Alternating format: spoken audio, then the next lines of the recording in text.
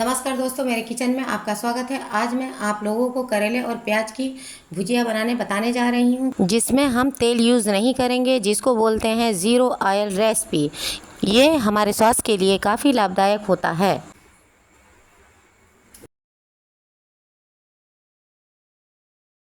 करेले और प्याज को हम बहुत ही पतला पतला काटेंगे।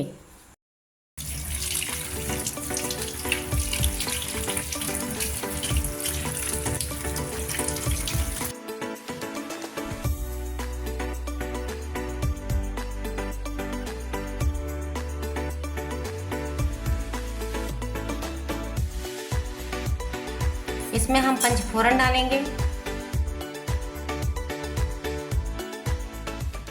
करेले प्याज को एक साथ में डालेंगे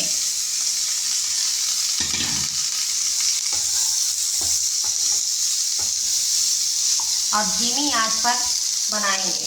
इसमें हम हल्दी 1 स्पून हल्दी पाउडर, स्वाद अनुसार नमक डालकर चलाकर इसको हम ढक देंगे।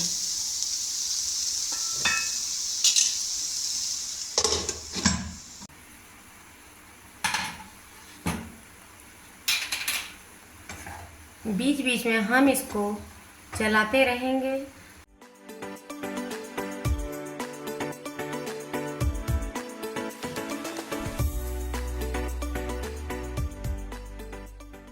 और इसमें हम अमचूर पाउडर डालेंगे 1 स्पून।